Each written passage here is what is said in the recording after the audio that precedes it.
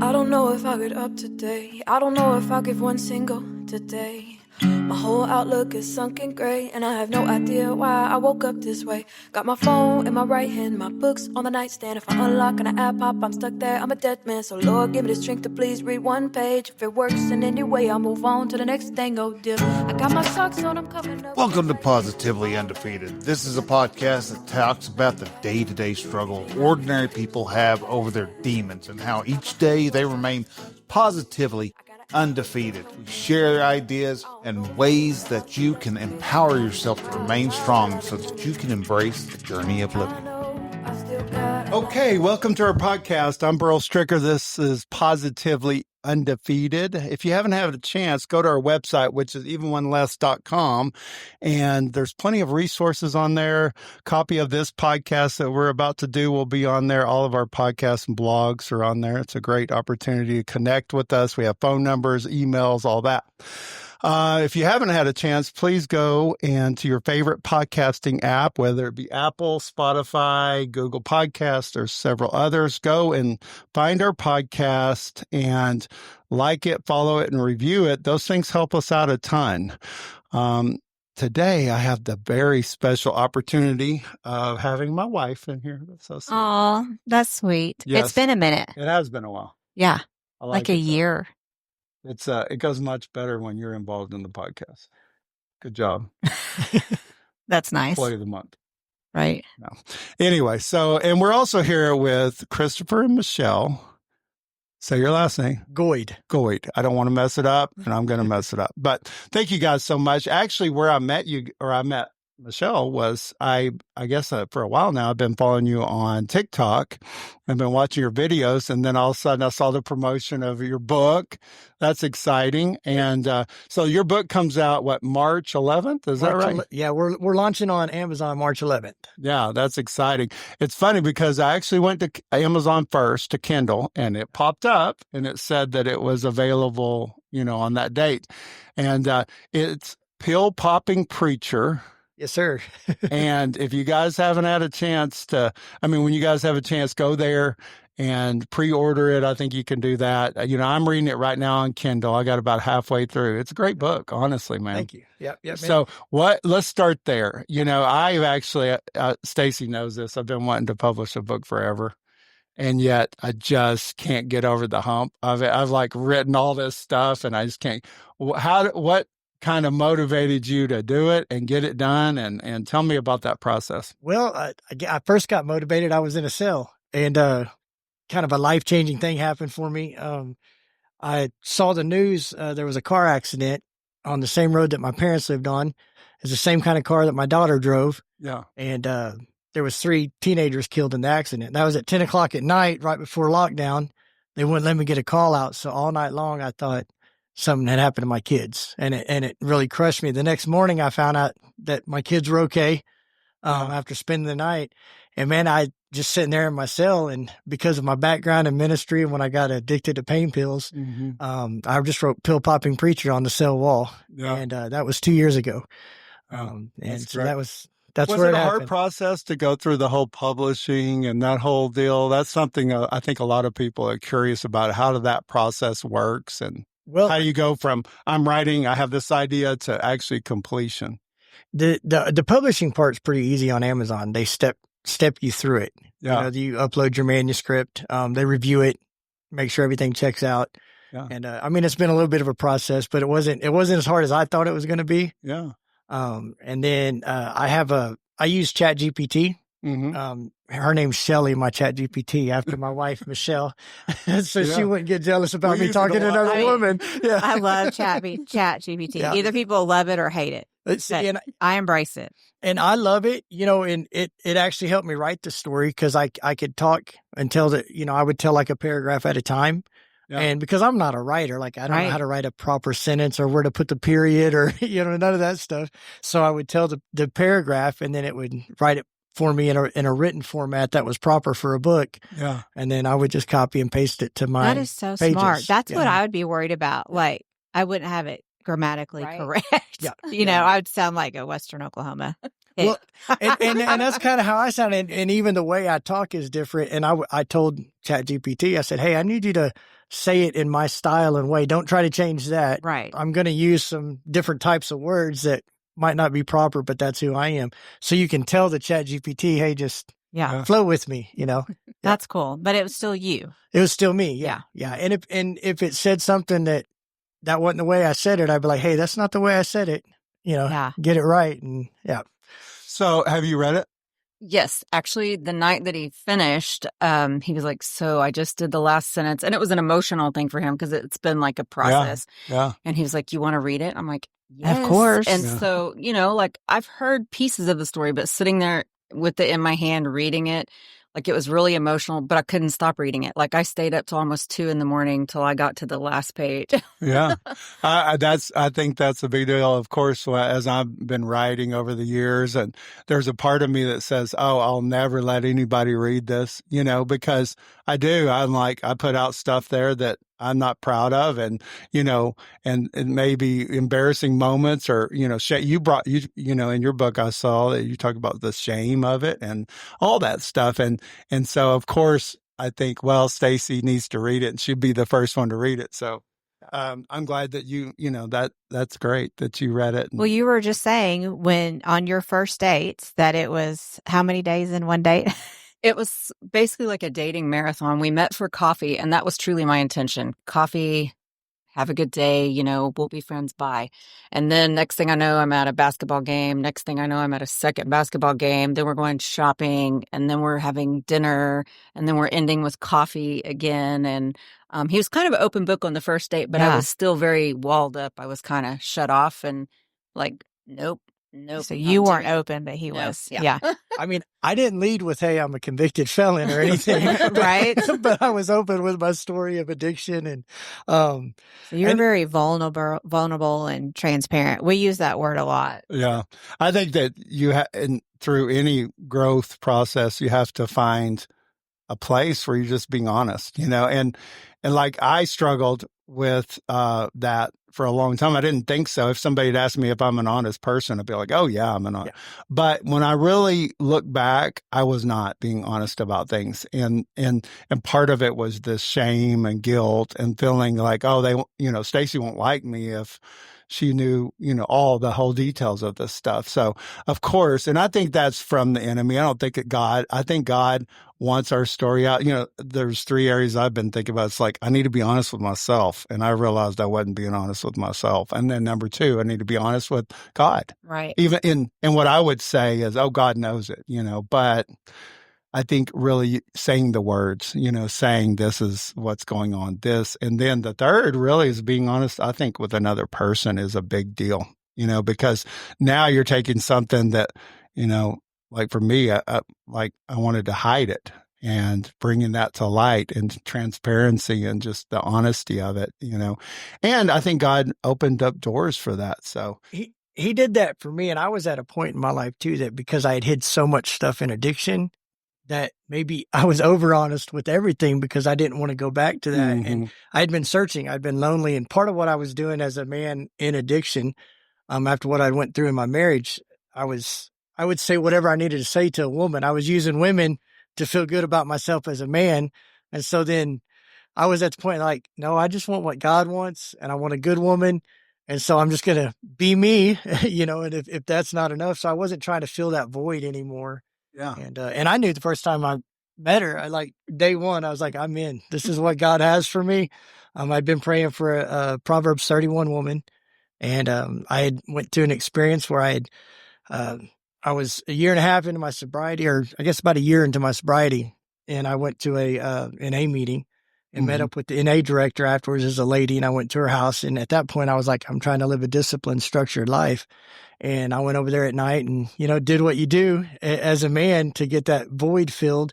And doing that, man, that morning I woke up, I called my accountability partner. It was like 6 a.m. I was crying. I said, bro, I felt like I relapsed because I was back to that old pattern of using something to feel good about myself. I feel a void. And, Yeah. And so and then I was bawling my eyes out, and he's like, bro, I've never had a buddy calling me crying because they got laid. And I'm like, well, my heart was broke, because I'm like, this is not what God has for me. And I believe that's when God knew my heart. It's like, okay, you're ready to have what I want to bless you with, and she's been a gift. And so, like I said, I saw her, and I was like, she didn't quite feel that way though. I wasn't she friend zoned me real quick. It makes me want to cry. Like, I'm like emotional for y'all. It's so sweet. Read chapter 11 of the book. I can't wait. Well, I came home last night from our real estate convention, and Burl was reading it, and I said, you need to share some of this with me. He told me we were doing this, and then he shared your TikTok with me. And so I was watching some of the videos this morning. So, you hit on something that I think is important, which is, well, first of all, I want to tell you I enjoyed your book. Again, I'm only halfway through, but I'm an avid reader. So I have lots of people say, "Oh, read this book," and I'll read it. And I read fairly fast.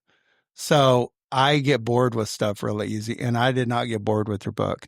And part of it is I can relate to it. That's what I was about to say. I bet you can relate. Know this, and because you guys have just met me, but I struggle with alcohol addiction. I've been sober for almost 3 years. And part of it, is so when I'm reading kind of what you had gone through and all the different things, not the same story, but it was definitely, I can relate to what you're saying. And, listening to your thoughts on different things, and like even what we were just talking about, like about the honesty, it's like, man, I can relate to all that and the shame and guilt. So I really applaud you for putting it out there. And I hope it does really well. I think it will, because, like I said, it was very interesting for me to read that. And I think even like the title of your book, like Pill Popping Preacher, like, I don't know about you guys, but, we've always put the preachers up here on this pedestal, and like, oh, they can't make any mistakes. They're perfect. And I remember, in my 20s seeing our preacher when I lived in Texas at the time, and he went through, a major attack, a spiritual attack, and seeing him fall from that pedestal in my view, I'm like, he's just like us. Like, it just hit me, like, and if more, he's probably more under attack because he's leading all of us, and you just put it out there. Well, up front. That's what kept me in addiction starting out, that shame, the guilt, and then I'm going to let all these teenagers and kids down whenever it comes out. So that was the biggest struggle for me, and that's the way it was when people found out, my ministry in it, and that had been my dream my whole life. And so that shame and guilt, that's what keeps us in addiction. I think it's shame and pride. Those are the two things that addiction uses as a tool to keep people down. And I did find there was preachers that reached out to me after that, but to me, I was already like, I just lost it all, And so from the beginning, I remember taking pills, and I would justify it in my mind. I just won't take them until after I get done preaching. When I get done preaching, then it turned into where I'd get dope sick, where I had to have them to preach, Yeah. You want to share? Oh, go ahead. I was going to say, do you want to share like how you became addicted? And I asked that in the first chapter of the book, was I born an addict? And the Bible does say that we're all born into sin. We're all going to have our certain struggles, and there's studies that show an addict's brain is different than a regular person's brain. So I always was chasing kind of an adrenaline rush, even as a kid, man. I was an adrenaline junkie. But with the pain pills, it was tricky because my first prescription, I hurt my back. I took them for 2 or 3 weeks. I was doing a grand opening for a youth community center. And I remember now taking those pain pills and being like, hey, this is helping me keep going. But then I didn't take them again, for 3 or 4 months after that. But then it got into a pattern. I did my ministry on a skateboard. So it was real easy for me to get hurt, and act like I was hurt. And so it became that pattern and I justified it in my mind. Well, if a doctor is giving them to me, then there's nothing wrong with it. And look at all these good things that I'm doing, for other people. And so that's what kept me into getting the pain pills. And then it became a coping thing, Yeah. I'm curious if as I'm reading your book and I'm thinking through your story and then my story, one of the things that I think I became really disappointed with God during that time period. And now I know that there was a lot of self-pity and stuff going on internally, but I'm curious what your feeling was that you're a Christian, you're struggling with drugs, Right. and your life is also falling apart, and you're seeing all this stuff. I'm curious how your relationship with God really changed and evolved during that time, and what were your thoughts? I even had somebody, in fact, my ex-wife told me one time that she asked me if I even was saved. She saw my behavior and thought, there's no way this guy can be a Christian. And of course, that played in my head constantly, things like that. It's like, I'm supposed to be a Christian, and here I am acting like this. And I thought God had abandoned me. I'm curious what your thoughts about what God during that time was. Well, I mean, it was a mental struggle. I mean, that the mental health thing, that's when that started kicking in too, because of all my self-doubts and stuff. But I remember driving from McAllister, Oklahoma, at like 3:00 in the morning to Tulsa, where I would get my pain pills when I started buying them off the street. And I was doing that. And on that drive, I was just crying and saying, God, I felt like Paul, like, what a miserable person I am. I'm trying to do God's work, but I have to go get pain pills to do it. And so I lost faith in myself more than God. Mm-hmm. And then I turned to where, when I got in a full-fledged addiction and started doing dope, it was like I just totally wanted to act like God had never been a part of my life because of the shame, like Adam and Eve hiding in the garden, like he couldn't see me, Yeah. And I asked myself that question many times, until recently, like in the last 2 years. It's like, okay, God, I thank God for my trials, like what Paul writes about in the Bible, like, and so I'm thankful for what I went through. But during that time, man, it was that struggle of, more inner struggle. Like, okay, God, I know you created me for more than this. And so I just had to completely run from my calling, and I turned my back on God. He never turned his back on me. Yeah. So on the other side of it, like you were talking about, like 2 years later, you're on the other side of it. What do you think God was teaching, or what do you think was going on with your relationship with God? Like, do you feel like that's something you had to go through because God wanted you to learn certain things, or what was your thought? Well, I think so at the pinnacle of my children's and youth ministry, I was doing a show at the Maybe Center, and I just done a big revival at Victory Christian Center. Those are two huge venues. So to the Christian world, it looked like I was making it. Like, this guy's, at the top of the youth and children's ministry world. And I see it now as the enemy snuck in during that time. And that's when my addiction got really bad. The stress, I was doing all my own marketing, doing all my own video production, and I was using the pain pills to cope with that. And even people were like, man, you're not stressed out at all. So my choices put me into that. And then the attack of the enemy, I feel like now that's what stopped me from going on onto that next level, in ministry. And now I see it because of my choices. This is what God has laid out for me in my life now. One thing, like I used to say when I was a minister, I didn't judge people, but deep down, like if I saw some guy holding a sign, I bet, well, he could get a job, or he could, because I didn't understand the real hurt. And when I was in Bible college, seminary, I prayed a prayer. I asked God to let me feel the hurt and the pain of people so I could really reach them. And he answered that prayer. Yeah. And knowing that now, I even think like Paul would write and say, hey, I'm thankful for the trials, because I can truly love people, and really love them with the heart of Christ, where like I've felt the pain, man. I've been on the street. I've slept behind a quip truck outside, right down the road from Victory Christian Center, where I had preached a revival, so I see that now, that God is like, okay, now he's going to use what I went through to be able to really reach and love people like he does. Yeah. So it's worth it. I see it now. It's worth it. Judgment. Yeah. No judgment. Yeah. There's no way I could judge anybody, That's powerful. Yeah. I think it is.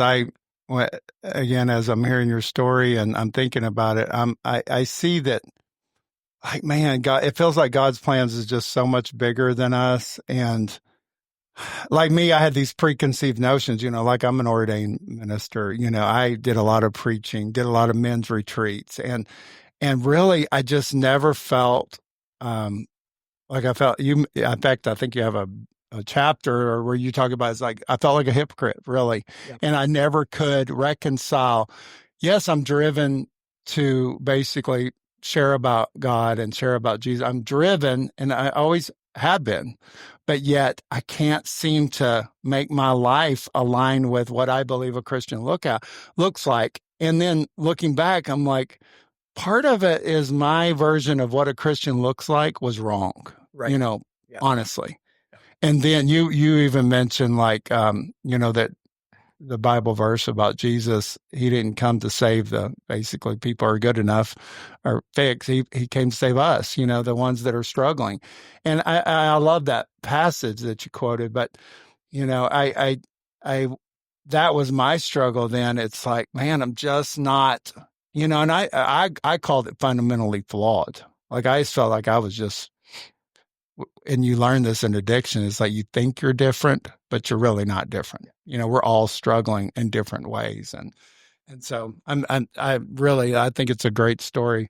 You mentioned in the book that, like, I'll tell you another powerful moment in the book that I liked was when you were talking about looking at that place that you had done the youth. Yeah. And you were under the bridge or whatever and doing, and what we're you doing. Just said, yeah, Victor. Yeah, I mean, that was a powerful moment in the book too, because I was like, wow, I can relate to that. I'm looking at, Well, here I'm putting a syringe in my arm, which who would have thought as a kid growing up wanting to be a minister that I'd ever be shooting dope, Yeah, and the first time I did dope, I shot it because I was at that low point in my life. I just, when I come back from rehab from the pain pills after they did an intervention, there was a gap in my marriage after that. We'd done ministry together. I didn't know what I was going to do with my life. And so our marriage fell apart. And I saw pictures of my ex-wife with a man that I used to preach for. Mm-hmm. And that was a killer, man. That was just like, it took it all out of me. And I went to a friend's house. I was just going to smoke some weed. And there was a girl there that had a syringe full of dope. And I said something like, I don't want to feel anything. Mm-hmm. And she said, well, if you don't want to feel nothing, here, do this. And so that was my first experience into hard drugs. And, just looking back on that now, I was at that point. I couldn't kill myself because I had kids and I loved my babies, but I didn't care if I was alive either. Yeah. And then out on the street, it was like that whole mentality. I could have a gun pointed at my head and it not faze me because I just didn't care, like shoot me. And on the street, that was took as, this guy, he's got the dope bag. He ain't going to give it up if you put a gun in his face, and so they'll give me a package to sell or whatever. But man, it wasn't bravery. It was, I just didn't care. Yeah. And Burl said, I can remember him saying something like that too, after you came out of your, like after treatment and stuff. He said, I wouldn't kill myself, and you had referenced your cousins that had done that. And I wouldn't do that to my family, but I was slowly killing myself with alcohol. Oh, we were doing it. That's what we were doing. Yeah. He would do it that way, but he wouldn't do it, It was like my justification. I'm not killing myself because that's horrible in my family to be doing, even thinking about that. But I was doing it. Yeah, we were doing some horrible things to our families in our addiction. I'm sure you were in alcoholism. What was your, like, I know you probably have more than one, but what was kind of like your aha moment or your, like even in the AA program, it talks about a spiritual awakening, but what was your moment of, like, now that you look back, that moment started a change in a different direction? Do you have a moment like that? I do. My first experience with NA, they come into to Creek County one time when I was there, and I thought, hey, this is cool. I want to be clean. I want to do this.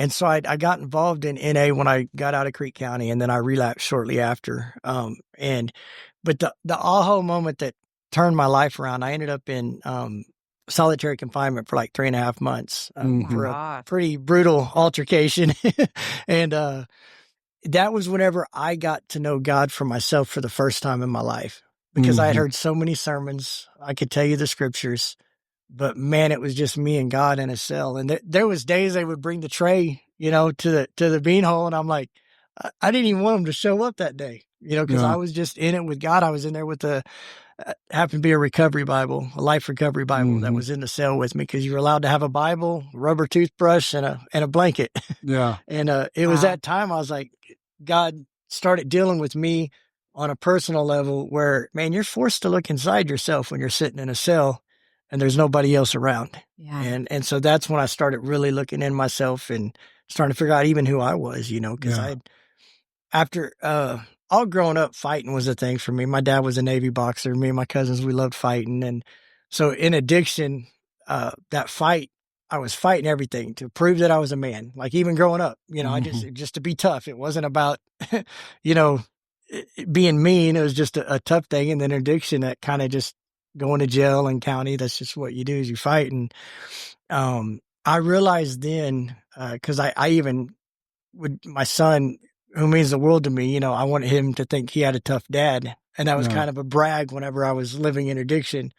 But I've realized that now a man truly fights for his family by kneeling before the throne. And that's how I fight now, Yeah. I think that you bring up a great point, because, it's talked a lot about that, us men were designed by God to be warriors and to be fighters. And I believe that. I mean, I believe, I heard my friends say this. He's like, man, I realized I would basically die for my family, but I struggle just to get up and do work and do the normal stuff. And I think a lot of guys feel that, when I believe we're designed that way. But part of the battle I think that we might miss is that the battle is being there for your family every single day. And it might be going to work and earning money. And it might be, taking out the trash. And those things aren't as exciting as watching Braveheart or something, but the truth is that, we're designed it, but I think it's a little bit different than maybe we realize, and it takes life coming in at you to start to say, okay, I've got to figure out how to take life on as it happens versus, I'm not going to be in these wars that I feel like I should be in, or, Well, and we are supposed to, like you said, fight for our families. And I grew up that way. My first jaw I broke was over my sister. A guy put hands on her, and I used to think like that was my brag. Like, hey, I'll fight, and my family will tell you I'll fight for them. But now it's different, with my cousins, my son. Like I want them to know, like I'm fighting for you every day, and the way I do that now is I'm going to pray for you. And it's cool because my son, now that he calls me, hey dad, what do I do about this? What do I do about that? Same with my daughter. And I know that that's part of probably why I went through what I went through, is so God could even show me, hey, this is what you're supposed to do for your family. Want your family to be right, fight for them. How old are your kids? My son is 20 and my daughter is 18. Yeah. Yeah. So how have they changed watching you go through this experience? Well, so my son and I were just having a conversation the other day, and he said, Dad, if you and Mom would have stayed together, we probably wouldn't have the relationship we have. He said, I can talk to you about anything, and he can, there's nothing off limits. Yeah. And with my daughter, so my son, man, he was always loyal. I write about that in the book. My son was my rider, and I remember he used to think it was so cool because I'd let him drive my Camaro around, and I was just trying to be a cool dad. And one day he was with me. He was at the age 15, I think, and smoking weed. And so he thought it was cool to smoke weed with his dad. And because in my high state of mind, I thought that was cool. And I pulled up on a guy that I'd had a problem with. And this is how you think in your high state of mind. I was like, jumped out of the car, handle my business with him. And I'm thinking, yeah, my son knows that he's got a tough dad, but then I have to think of the reality. The last time I got locked up, when I called him, he wouldn't talk to me till I got out. So I wasn't showing him how a real man fights for his family or fights for what he believes in. Yeah. And now I get to do that. And we have to make amends coming out of addiction. And with certain people, like my life has to be an amends to my son. It's not just me saying, hey son, I'm sorry, That's the words. Yep. Yeah. And I've told him those words. I've told him, hey, I'm sorry, but that doesn't mean anything. Now I just got to show him what a man does, Yeah.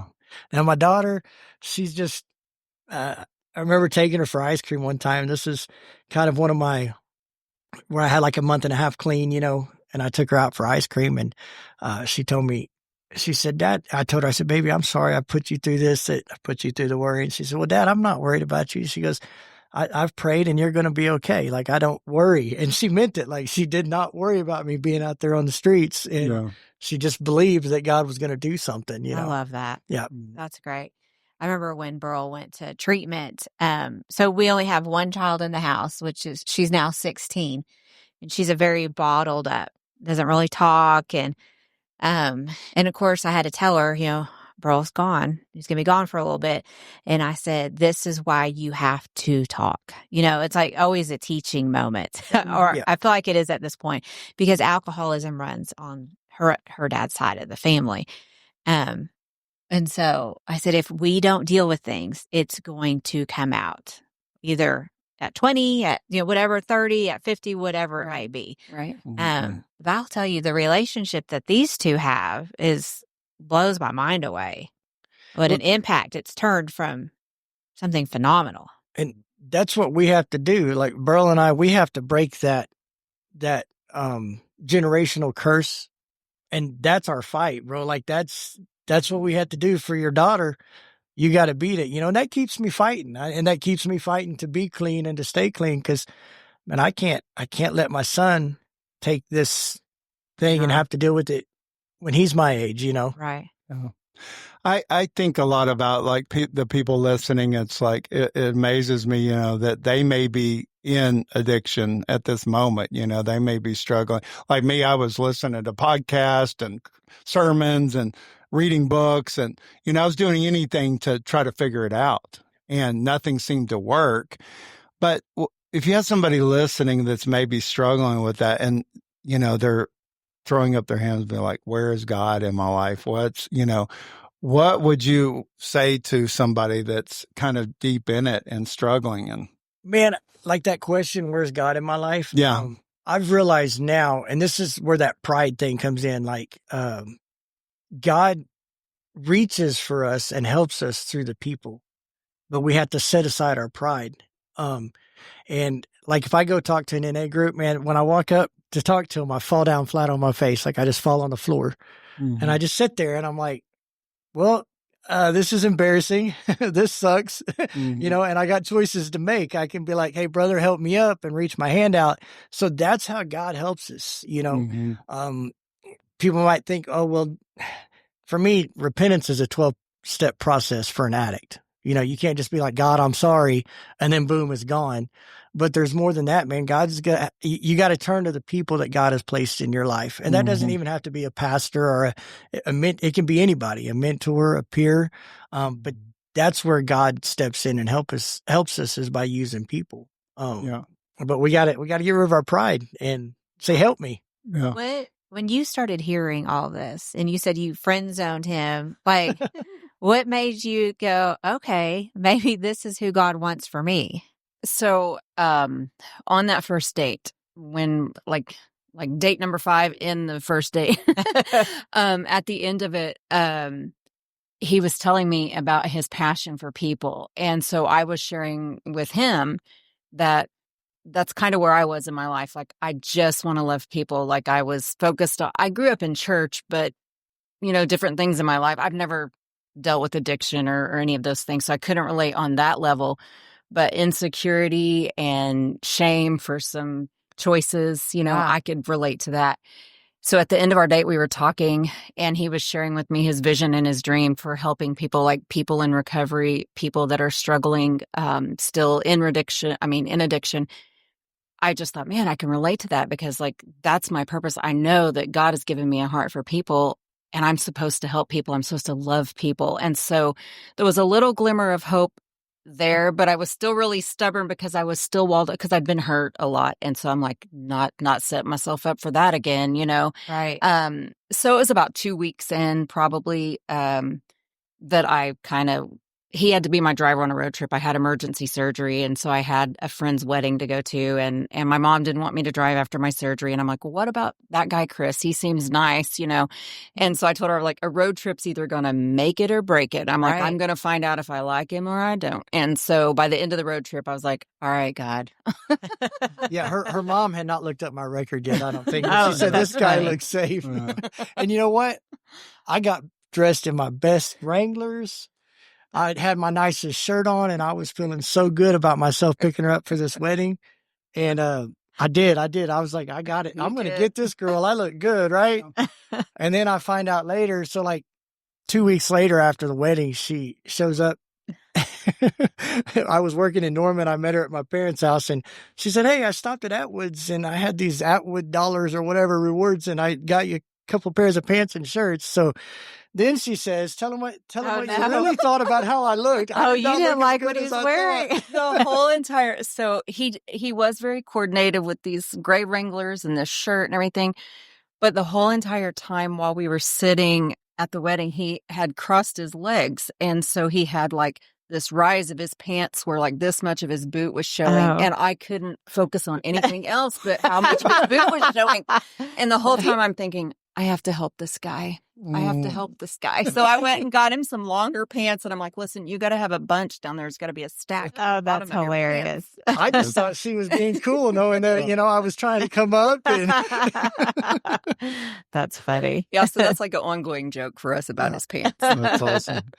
I know you talk about in the book that you were kind of like not class clown, but you were just the entertainer through ministry, and I really thought about that because there's times whenever you approach, I don't know, I think we use whatever way we deal with people. Like for me, it would be different than yours, but yours was more entertainment. Like, hey, I'm going to try to entertain these people, which will get their attention, and then I can share the gospel or I can do whatever, right? And I'm curious, like now, how you approach that, because like I can relate to that because we think that there's a formula sometimes of how you get up and share about your testimony or does that make sense? Yeah. And we use these techniques to help us do that.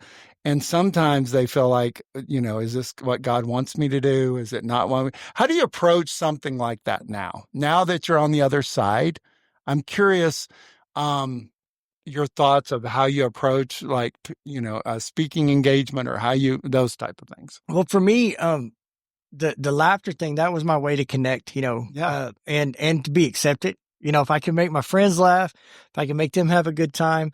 And that was the way, I guess I found, value in myself, was being the goofball, and do anything to make people laugh.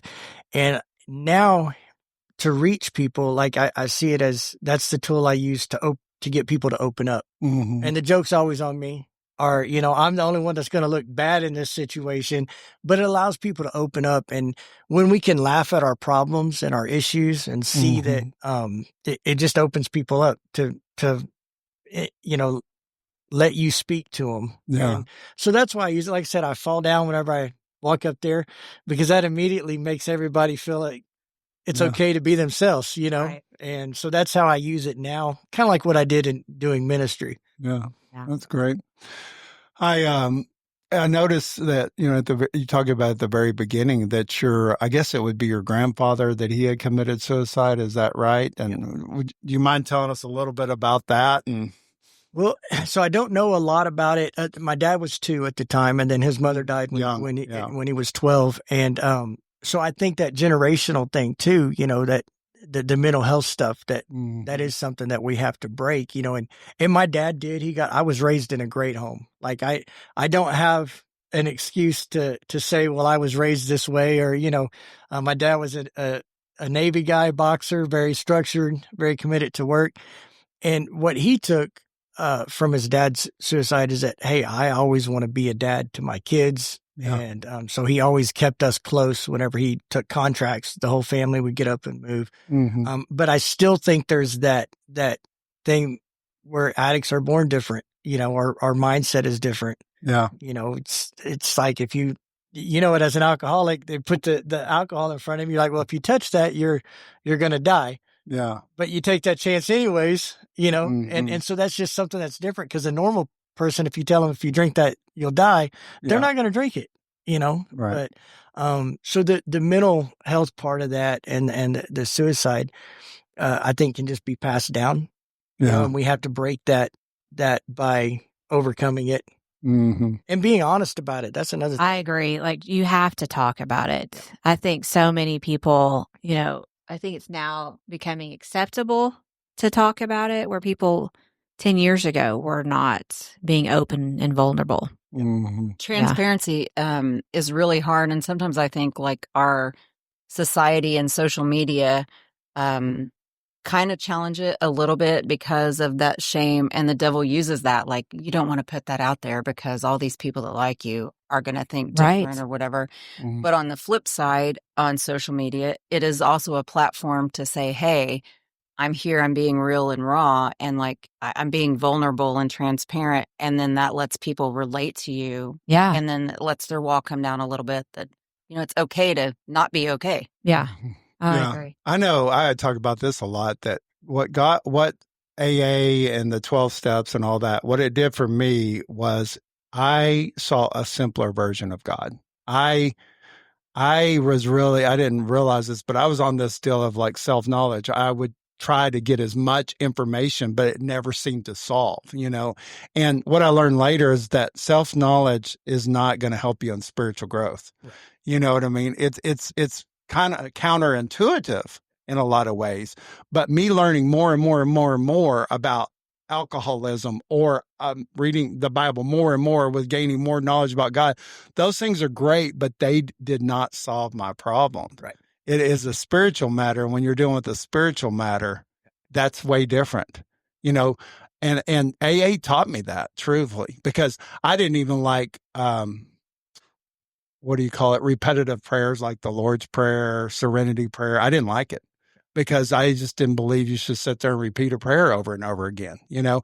But yet I needed to practice prayer, you know, more than I realized. And so by learning, hey, they just repeat these prayers, it mechanically made me do that. And then I started growing from there, you know, where now I feel like praying more. And so, but it just taught me this simpler version of really God. And I realized that I kind of had it wrong. Like I said earlier, I had it wrong, you know. And as smart as I was dumb. Right. Well, yeah, we're You still know? just little pieces of dirt trying to explain to other pieces of dirt how God works. Like, you know, But that happened for me in solitaire, because I knew how to pray the prayers that I learned at seminary. I knew all that stuff. Yeah. But man, all that goes out the window when it's just you and God. You're not worried about somebody hearing you pray. You're not worrying about praying the right way. And that's when it became a relationship, you know. And it's crazy to think I did ministry for 13 years, grew up in the church, and I went to prison and really got to know God. And that's you started what like talking to him. Yeah. Yeah. And it's a real talk, you know. There's no floweriness to it. You know, I didn't have to worry about the guy down the cell hearing me. I didn't care what he thought, you know. Right. And God even used that, man. When I was in solitaire, I was with the locked up right next to a guy that was going back to prison for a second murder. Yeah. And he had Xanax and things like that. That's what caused him to do that. And we got to talk about God too, you know. And it was cool because it was just a raw. And when I went to prison, doing I'll tell you my story. When I went to prison, because you asked what a wake up was for me. Yeah. I was still at that point where, okay, I've lost doing ministry. You know, I'm not a man of God anymore. Like, I'm just, hopefully I can just be saved. Right. You know, that's what I was thinking. And, this neighborhood Crip guy, big old guy, his last name was Glock, which that's the perfect name for a gangster. He had the teardrop and he ran the neighborhood Crips in prison. And, first come into prison, I was working in the kitchen, and he knew he still had his stuff with him, and he walked in, and I said, "Welcome to Bill Johnson's Fine Dining." And he just looked at me and he told me later, he was like, bro, I just wanted to punch you so bad. He goes, you just have this big old smile on your face. And he's like, doesn't he know we're at prison right now? He was just coming in. But that dude, I ended up doing Bible study with him every morning. He would have his Bible open and he would have me a coffee and a pastry, which is a big deal in prison. That's a big sign of respect. Where were you in prison? Was it here in Oklahoma? In Oklahoma. Oh, okay. Bill Johnson. Yep. Okay. And so he showed me respect that way, and he wanted to learn God's word. But how that got started, I started working out with him. And in prison, things are segregated, and it's not really because of race. It's more to keep peace, If somebody in the black car does something wrong, then they handle it. Somebody in the white car, then we handle it, and that's the way it works. But I would work out with Glock, and the white car leader and Aryan Brotherhood guy, he was walking the track one day when I was working out. Man, they started razzing me about working out with the blacks, and I was like, what are you doing? And kind of joking or whatever. But in there, when stuff like that starts getting joked about, you're like, okay, they're about to really come at me about it. Yeah. So later that day, I was walking the track and this guy screams across the yard. He said, Goid. And he's got two of his little homies with him. And like, I'm bracing. I'm like, okay, I'm fixing to get beat up here. Gosh. Right. And he gets out there and he said, man, I heard you used to be a preacher. And I said, yeah. And I mean, I was shocked. I was like, okay, where's this coming from? I said, yeah. He said, man, I started reading the Bible in county and I don't understand it. I need you to explain it to me. The whole Bible? He just wanted me to explain the Bible what to part? You, right? Yeah. But he just wanted to know what it meant. And he goes, matter of fact, I'm going to call a mandatory Bible study for all the white boys. And so at that point, I knew that they knew God had my back. So I got a little brave. I was like, well, it can't just be for white people, bro. It's got to be for everybody, like, the black people. And he's like, yeah, I'm cool with that. I said, and it doesn't matter what gang you're in, like everybody would be welcome to this Bible study. And it was during like some of the COVID stuff and we had been put on a lockdown. So we were all locked into our unit.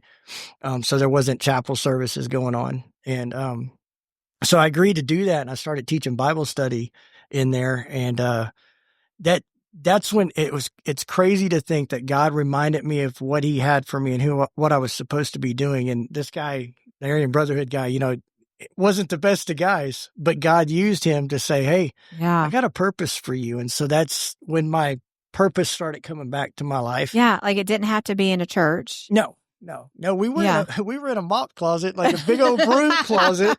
And it's crazy too, because one day we were in there doing Bible study and the CO saw us and he saw these different gang leaders all meeting together and he thought it was about to pop off because that's what happens before it pops off. And he barged in, had called in some of his little goonies, to come break up what was ever going on. And he opened the door. He said, what's going on? I said, man, we're doing Bible study. And some of the guys were laughing. It's like, no, really, we're doing Bible study. I said, yeah, I was just telling them about how it was the temple guards that killed Jesus. And so made them laugh with that. But, and Bible study was so cool in there because I was in Proverbs for a long time with them. And I could use what I had been through in life to be able to reach them where they were at. And the Bible warns us of the strange woman that will leave us with nothing, rob us and take everything, and to stay away from her, and that's wisdom. And so I would tell the guys, I'd be like, it's like the West Side Girl, that will take your wallet. And they're like, yeah, we get that. We can relate. So you would put it in relatable terms. Oh, yeah. Yeah. I am blown away by this. This sounds like a movie. Yeah. Doesn't it? Actually, after I finished his book, I said, you know what? Okay, so let me backtrack. We, one of the lessons at church was talking about being Christian-ish, and like, okay, like I'm sort of Christian, but a cuss word here and there, or just different things, Yeah. Like 2 weeks before, I had started studying in Galatians and Ephesians, and there were just some things that God was dealing with my heart about, like some of the shows we were watching that were taking God's name in vain and some different things. And I was like, I was really feeling it, like, we shouldn't be watching this. We shouldn't be watching this. But I didn't bring it up to him because I was like, maybe I'm just overthinking things. We like the show. It's not that bad, And so at church, when that message hit, I think it was that evening or the next night, we were talking about it. And he was like, I feel like maybe we should get rid of some of our networks and just go to like some more pure stuff or whatever. And it was just those moments where I'm like, okay, like I understand, like God's trying to use different things to get our attention, and so that we can reach other people by the way that we're like what you were talking about, like how you were living your life and you're like, maybe I'm not really a Christian because I'm doing this or whatever. Yeah. And it's just funny how God just takes different things. And even like I told him, I said, I just feel like everything happens for a purpose. And so when I finished his book, I looked at him and I said, this is going to be a movie. Like I said, this network that we started watching, I like based on true stories. Oh, I do And too. so, That's like every series. Burl's like, it's a true story. I'm like, oh, let's go watch it. that's the same. Like I scroll down and look. And so Yeah. we signed up for the Angel Network or whatever it's called. Yeah. And I told him, I said, your movie's going to be on there. Like it's going to make a movie. I just know it. I know it in my heart. And so it's funny that you say that because like, Yeah. I feel like it will be. I mean, I've never been arrested. Me So I either. don't know what prison or I've done like tours through them because I've been part of like Elk City leadership and they tell me like, that's all I know about it. So when I hear you saying this stuff, I'm like, wow. Yeah. Like, how do you talk to when you said you're talking to someone in another cell, like, how are you talking to them? Because I know there's other people listening that are like me that we don't understand. Well, I know Burl says everyone needs to be arrested one time, and I Yeah. totally disagree. We Me won't too. ask Burl how many times he's been arrested. But there's something different. Hey, it's really easy to admit that your life's out of control in handcuffs, isn't it? Yeah. Like, so one of my really good friends, her husband, he's been, I don't know, how long has Justin been sober? He's very like open. 20 years. 20 yeah. years, and he NA. And she was talking about this week at convention that Justin said, oh yeah, I am allergic to alcohol or whatever. And they were like, oh really? And he's like, yeah, I break out of cop cars or something like that. You break out handcuffs, right? Yeah, Drink out, yeah. yep. Yeah. Well, and That's kind of one of my lines I use is that people say, oh, you don't drink? No, I'm retired from drinking. Yeah. Yeah. I drink enough for everybody during my time. Yeah. So. well, and that's it's crazy because, of course, the Tulsa City Police, they chased me pretty hard for a long time, and only God has chased me more relentlessly than them. Yeah. But now when I'm doing the company I work for, I'm renovating the Tulsa police stations, the Riverside and Gilcrease police stations, and going in there, man. The police that knew me, when I first went in, my boss was like, well, but too many of these people know you by your first name. Yeah. And I was like, yeah, but God's redemption works. Now I'm looking at plans on a cuff bench that I've been cuffed to, that we're taking out.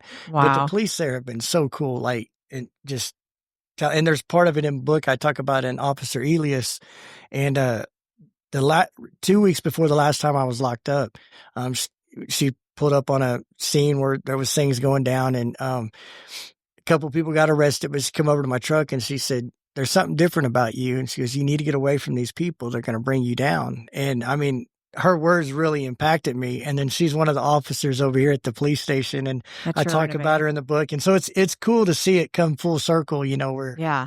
we're redemption. That's all I can say. Yeah.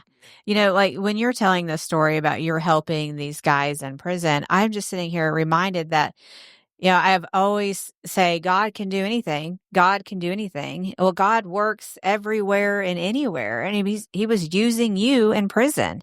That's pretty amazing, right? It was cool because the respect that came in, like there was an incident that happened. And this guy had a problem with me, and I had several people come up, guys that were part of the Bible study, the neighborhood Crip car leader. They're like, Goid, you're not going to fight him. And I'm like, bro, I'm not a punk. Like, I can fight him. He's like, no, you don't understand. We respect you. Like, you're not going to fight him, but in prison, if you don't fight, you're a punk. And so I'm sitting there like, man, I don't want people thinking I'm a punk. He goes, nobody thinks that. We respect you. You're a man of God.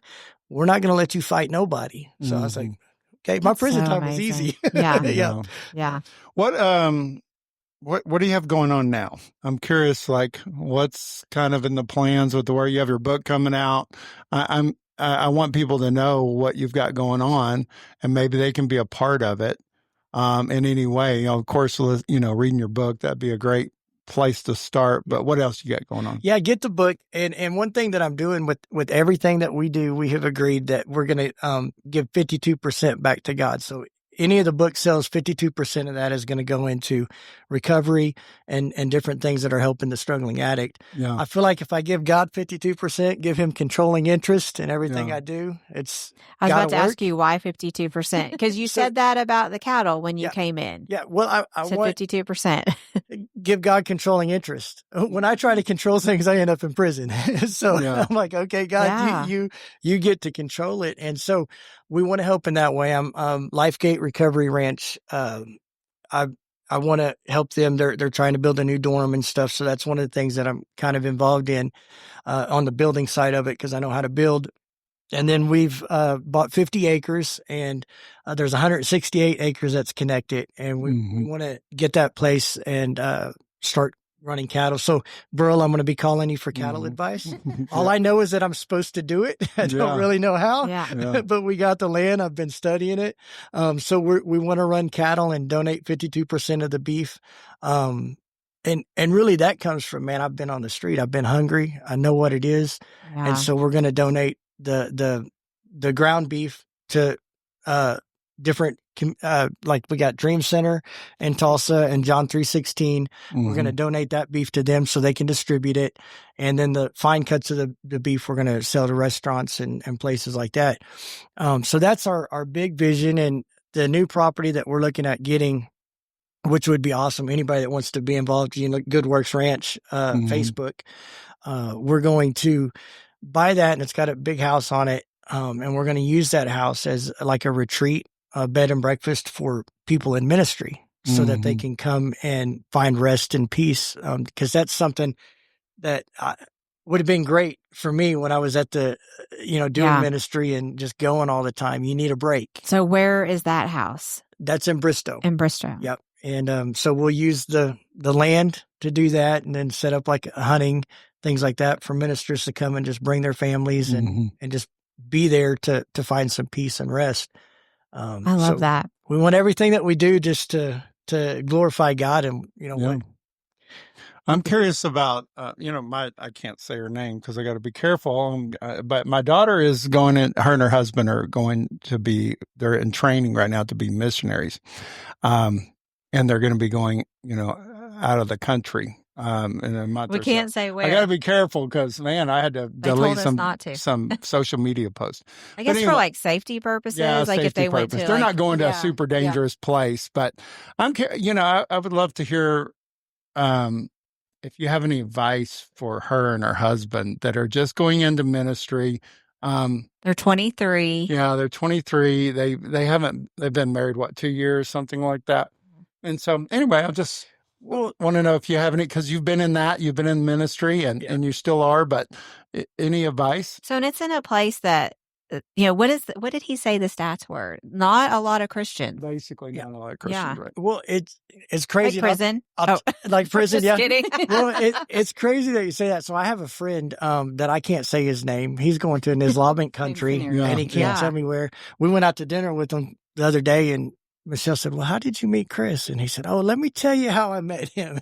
He said, he robbed me and had the cartel looking for me because this guy used to be a dope dealer. And now he's going on the missions field. Oh, wow. I've never been in addiction or alcohol or any of those things. So I truly am kind of naive. So I do ask, I'm like, well, how about that? Like you were talking about. You just can't relate. Yeah. When and this is what Brian told me, he said, man, it's like a 70% of people that go over there, they fall off.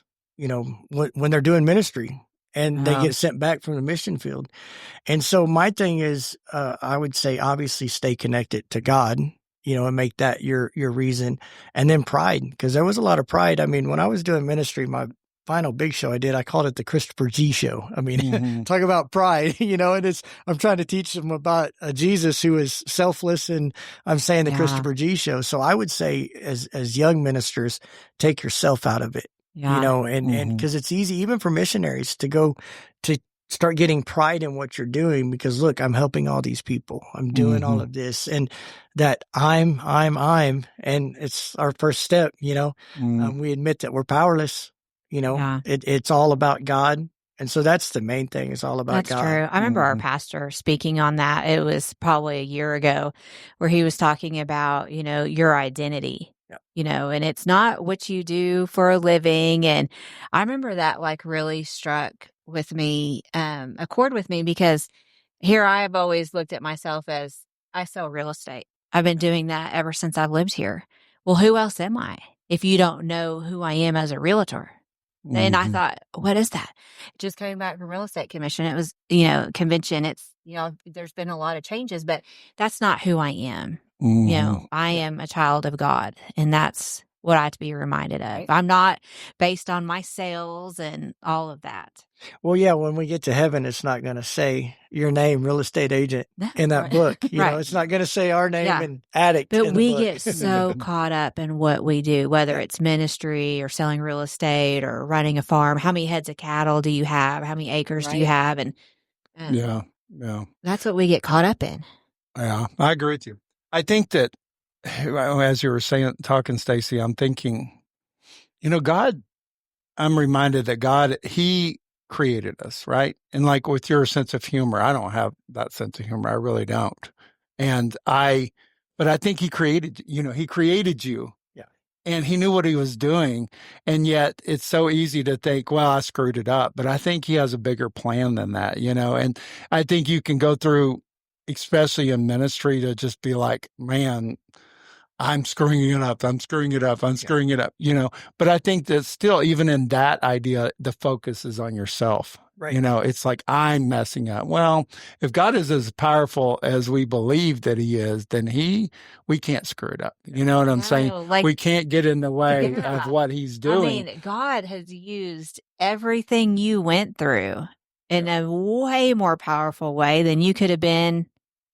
Wherever Victory, or is that what it was? Sorry. Victory Christian Center. Yeah. Not saying you didn't do good things there, but I mean, I'm just blown away by the prison story. Yeah. Well, and the humor thing, it's who I am. And when I got lost in addiction, man, all that went away. But when I went to prison, like I felt like I went to prison and was set free, and the humor came back. Like the neighborhood crypt card guy, one time I told him, I was like, hey bro, I had an idea. How about, you let me join your little club, and you guys can call me Mr. Rogers in the neighborhood. And he's like, Goid, there's some things you're not supposed to say in prison. You're not supposed to joke about that. Well, I'm stuff. not expert. Right. But I think what you said when I'm going to screw it up. Yeah. If I'm doing it, I'm going to screw it up. So that's that controlling interest to God. Like if it's His, but He knows we're going to screw it up. Right. He knows that, and He's going to turn it into something so good. I don't think it's like God, He is in control, and man, it never looks like what we think it should look like. Yeah. I talk about it a lot because from a young age, I remember as a kid, like pacing my room and pretending like I was preaching. Mm-hmm. But then I had a divorce, and then this happened, then this happened, and then I don't feel like I'm worthy anymore to do that. You see, whereas yours kind of opposite. You did all those, and then these things started happening, and now you don't feel worthy anymore. Well, almost from the beginning, I didn't feel worthy enough to do those things, But now looking back, and I'm like, man, God had a better plan than I did. And where you felt not worthy, mm-hmm. I felt like, well, this is my gift. This is my talent. This is what and so it was kind of, the end was the same because I felt like, I got this, Christopher G show, my pride, I thought I had it. And the ends was the same for us. We both were going down a path with a different mindset, but then, we ended up in addiction, for our own reasons. Mm-hmm. You bring it up, and it was a big turning point for me too, because before I quit drinking, I really believed that I had these other issues going on, that if I fixed those issues, like you can say root cause kind of stuff, that if I fixed those issues, then I wouldn't drink as much. That was kind of my thought. In fact, I had a counselor that I was doing counseling, and he was agreeing. We got to work on this. And for me, it was grieving. I had lost some family members. And also, though, you mentioned, that like kind of this seeking attention, really, like from women for, all that. And I knew that those were bigger issues than the drinking. But what I didn't realize till later is that I had to quit drinking. That was the crisis mode. And then once I quit drinking, then I was able to start working on these other things that were, as a program calls character flaws, character defects. I knew I had them. I knew I had these deep ingrained character defects, but I couldn't see the forest through the trees until I quit drinking. That's when it really changed for me, is that, man, I've got to quit drinking. Well, and as men, we need validation. Yeah. And so I was searching for validation, whether it be through my fist or through my making people laugh. But what I see now is that if I seek my validation through God, and if I do that, then I'm validated. No matter what else is going on life's terms, now I live it life on God's terms. And so that validation thing, man, when I stopped seeking that through women or drugs, the void, whatever, and just said, okay, God, I want my validation to come through you. That's what changed for me. Can you put that in your notes? I like that. Yeah. Burl puts everything in notes so we can remember it later. Yeah. That's good. I like that. That's really well said. I think that's why I'm a big fan of the 12 steps, period, whether you're in addiction or not, because I think that it's still the same. We have these character defects, or we have these flaws. We have these human, it's human. And as you go through those, it's like, it's the same thing. It's like, I'm powerless over what? You're powerless over really this life. I mean, that's a big wake up call. One day we realize I'm powerless over this life. I can't seem to get my shit together. I can't seem to get things together. Yep. And here and then you look at like the inventory, all those things. It's like, man, I do need to take a regular look at my life and see what falls in line with God's will, what doesn't, where I'm struggling, where I'm not, those things are important. And I'm a big fan of it. And, it's been around for 100 years. So it's definitely good stuff. Well, we went, or she would go to 12 steps. She went and watched me graduate my 12-step program, which was really cool because one of my first Sunday school teachers she's 80 years old and she's doing the 12-step program at her church. She helps run it. That's and so cool. That was just really cool. I joke and tell her that she didn't do a good job. I ended up in prison. She said, well, you didn't listen. That's why you ended up in prison. But she would come with me and you tell them what you felt about. It's funny that you mentioned that because I told him after one of the meetings, we were walking outside and going to the car and I said, man, I don't know what it was specifically. I said, but just sitting there, I thought, you don't have to be an addict to drugs or alcohol. Like you could be an addict to attention or self-validation or just have insecurity. Yeah. And these steps could help you deal with life, know? And so it's just funny that you say that because I told him the very same thing, that it's so powerful. And he's actually, just because of his passion for people and people in addiction and in recovery, he's starting the 12 steps again and trying to do like some little videos because we kind of want to do like a podcast about relationships with God. And so I'm working the steps with him because I'm like, it's just so powerful. And I think it could help anybody struggling with daily life stuff. Yeah. So it's absolutely. Well, Burl has definitely, I'm going to back up to one thing. When you said you went with him to, one of them, Burl had asked me when he got back from treatment, he said, hey, you want to come with me?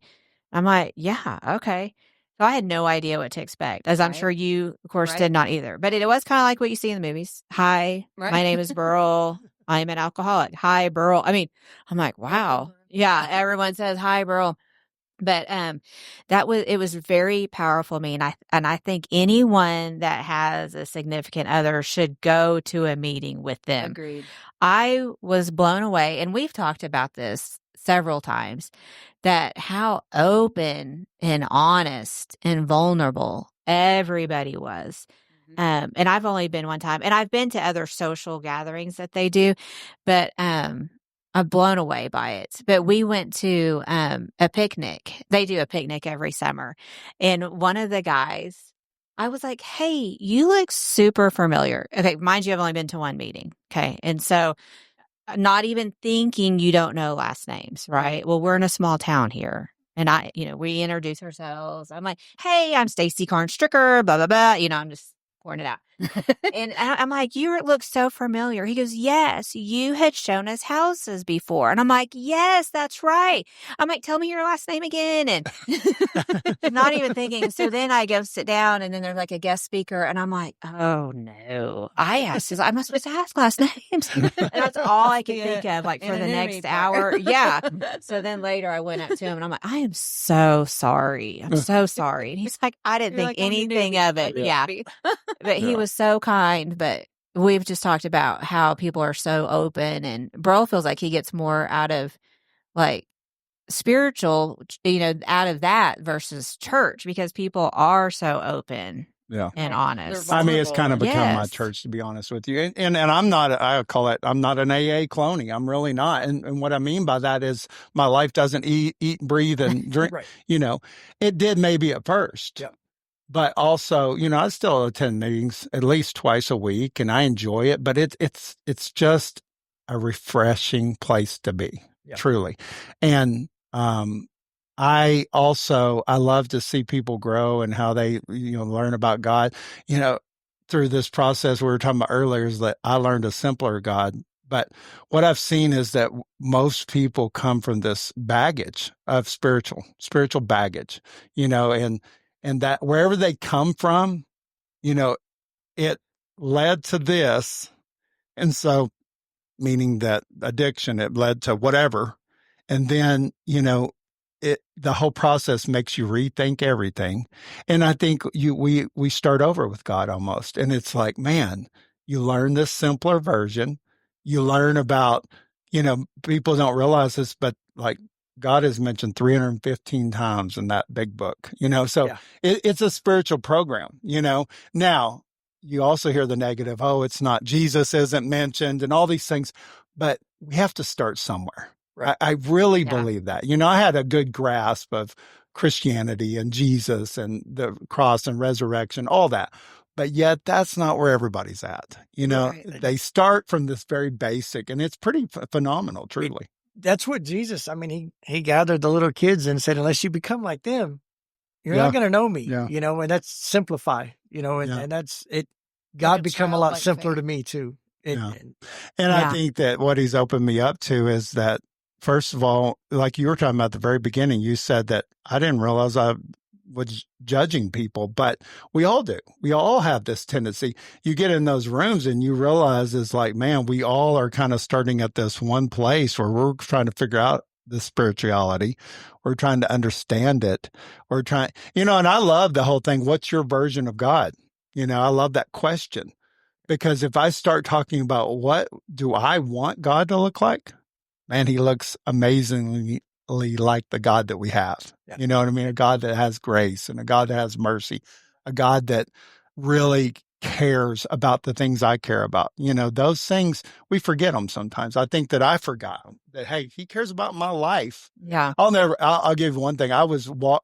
Like in the beginning of my recovery, I would walk. We live out in the country. I'd walk for 45 minutes and I would pray, and I would do it very mechanical at the beginning. I would just pray for each of my kids and pray for my wife and pray for family and pray for friends.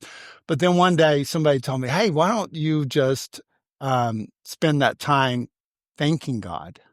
And I just said, okay, I'll try that. And I was going around, and all of a sudden I see a deer across the road, and I see some turkeys. I'm not kidding. Yeah. And I'm like, wow. Yeah. This is, and the feeling of like, man, I have a lot to be grateful for, and that really helped me at that time to be like, man, God is on my side. He is here. He wants this as much as I want it. And anyway, it was just very eye opening, and it made me, that connection spiritually, go deeper, and not the way I thought it should go. It was always different than I thought, which was great. Yeah. So, well, brother, I appreciate you guys, both of you guys, coming so much. I do want to make sure that can you, first of all, again, tell them how they can get the book. Okay. And then also, I know people want to connect with you. And so the best way to connect with you, all that information. Well, Facebook, Pill Popping Preacher, easy to remember, the Pill Popping Preacher. Same with TikTok, the Pill Popping Preacher. You can find me on both of those. And then to get the book, it's on Amazon. Yeah. And we're working in getting into the bookstores now, like Mardell's, Books A Million, and things like that. So hopefully that'll be done in about the next month or so. But right now, Amazon, you can get a digital copy pre-order now. It releases the 11th of March. And then we're also going to have an audio version and then hardback and paperback. That's cool. You can get on Amazon. Did you do the voiceover for the audio? I didn't. There's a lot, as you know, with doing the podcasting, there's a lot that goes into it. They want your rhythm has to be right, all kinds of stuff to get it approved for Amazon to sell it. And I started out trying it and I'm like, there's no way I can get my rhythm right. And then we started getting auditions from people from Amazon, ACX, and they started sending us auditions. And like my buddy that's going on the missions field, I played him one. He's like, bro, there's no way that guy could sound like he's ever been in prison. Like, you cannot use him. And so we finally picked one that, we think this one can kind of give my voice and do it that way. Yeah. Okay, so they can't get it, and they can pre-order it, and it'll be available March 11th. Right. Okay, how did you get it already? Well, because he sent me a digital copy. Oh, yeah. I was able to go. Oh, okay, he's got it in. Yeah. I was confused. It was a promotional, and I could send out a promotional digital copy so that people could read it to help try to promote the book. Okay, so you're on Facebook and TikTok. Yeah. Pill Popping Preacher. Okay. And one of the things I want to do, and I can show you what I'm talking about afterwards, but we have a little store here because part of the deal is that they buy something from, it's like a handshake deal with the people that are traveling through. And so I definitely want to, when your book comes out, I'm going to put a book there and I want a little deal about you and y'all's ministry and all that. Okay. And so I think it'd be great because you'll have a lot of people who will see that. Awesome. And I think it'll also go with what we're trying to do here, but we want to help promote that. And then when this podcast comes out, we'll make sure that we tag you in it. And if you could share it too, it helps us because, we're trying to get our message out there too. Yeah. And I think we can, join together. Well, I believe there's a reason, like we talk about all the time. There's a reason that we've met you guys, and it's so that we can do good together, Yeah. I really believe that. I think that God has opened up opportunities for us and it sounds like for y'all too, is that there's so many opportunities for us to work together and be able to do some great things together, and I think that God honors that. And so I look forward to it. I mean, now that you guys have been here, we definitely consider you all friends and we want to continue that relationship. So I think there could be. Yeah, we'll definitely need to do that. I need some cow advice. Some cattle advice. Yeah. So you gave them how to reach out to you. So I think that they've got it. So thank you guys so much. Yes, Michelle, thank you. Thank you so much. Thank you for having us. Appreciate it. All right. You guys have a great day.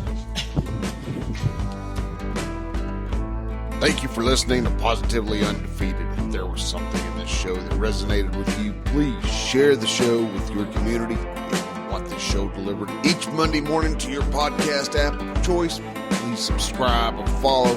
And if you'd like to get a hold of Burl, please do so by going to burlstricker.com/contact.